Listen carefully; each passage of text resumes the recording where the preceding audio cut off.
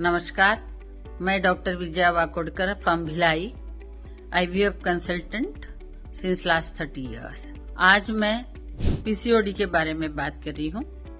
हमारे OPD में आजकल PCOD की संख्या बहुत ज्यादा है। वैसे ही आजकल इनफर्टिलिटी की समस्या बढ़ गई है, IVF प्रोसीजर्स बहुत होते हैं और PCOD की महिलाओं का ये कॉमन क्वेश्चन होता है, क्या मैडम हम नेचुरल कंसीव हो सकते कि नहीं। तो इसके लिए मैं थोड़ी सी जानकारी देना चाहती हूँ। PCOD में सारे ही PCOD का ओवुलेशन नहीं होता ऐसा नहीं है। Out of them 18 to 20% patient का ओवुलेशन नेचुरली होता है। उनको थोड़ी मेहनत करनी पड़ती है, थोड़ा समझना पड़ता है। PCOD जनरली ओबेसिटी के साथ आते हैं, बहुत कम थिन PCO होते हैं। तो ओबेसिटी वाले PCO ने अपने वजन के बारे में सोचना चाहिए। उनको कम से कम 12 से 15% वजन कम करना चाहिए and that is not from a crash diet और हेवी एक्सरसाइज एंड बिल्कुल जल्दी से जल्दी वजन कम करके 15-20 kg वजन कम कर लिया हो गया, ऐसा नहीं होता।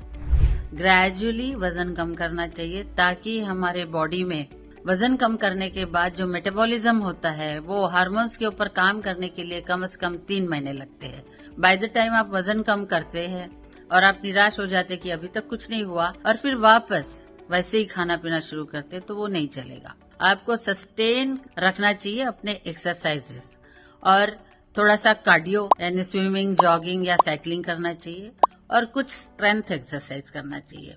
ये मिसकंसेप्शन है कि स्ट्रेंथ एक्सरसाइज करने से हमारी बॉडी मस्कुलर होगी, पर ऐसा नहीं है। मस्कुलर बॉडी बहुत ज्यादा जो करते हैं उनकी होती है।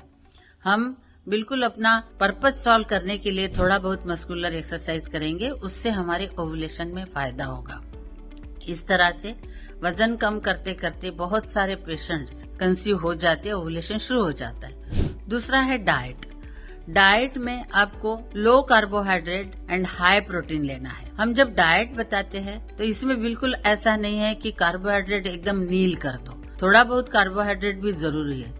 तो थोड़ा बहुत कार्बोहाइड्रेट किसमें मिलता है? मोटे आटे में, चोकर वाले आटे में, मल्टीग्रेन आटा होता है उसमें, तो उसको सेवन करना चाहिए। प्रोटीन में paneer, sprouts, soya protein, seasonal fruits जरूर खाना चाहिए। क्रोमियम और मैग्नीशियम ये भी जरूरी है, मिनरल्स जरूरी है। इसके वजह से ओवुलेशन अच्छे से होता है। तो इस सब चीजों का ध्यान रखना चाहिए। बाहर का कोई भी जंक फूड नहीं खाना चाहिए। मैदे की कोई भी चीजें, pizza, burger, noodles, Maggi, pastry, cold drinks, potato chips, ये बिल्कुल नहीं चलेगा। इसमें काफी जंक फूड जाने से आपके ओवुलेशन पे परिणाम होता है।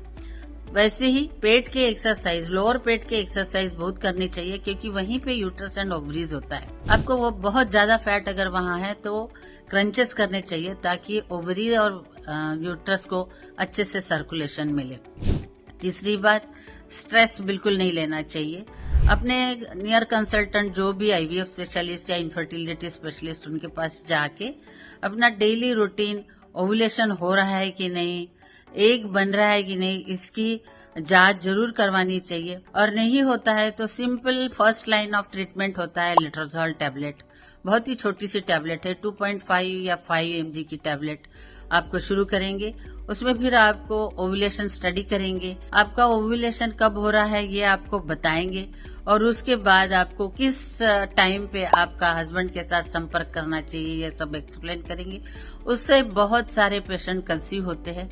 हमारे पास जो भी PCO के पेशेंट आते हैं उसमें करीब 25 से 30% पेशेंट ये सिंपल ट्रीटमेंट से कंसीव होते हैं। तो ये मन की धारणा निकाल दीजिए कि PCOD के सभी पेशेंट को IVF या कुछ बड़ा ट्रीटमेंट का जरूरी होता है।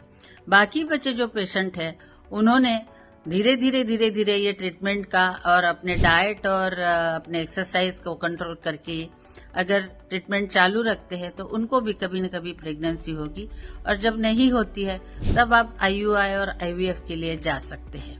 आशा करती हूँ कि आज मेरे इस कुछ नॉलेज से आपको फायदा हुआ होगा। नमस्कार।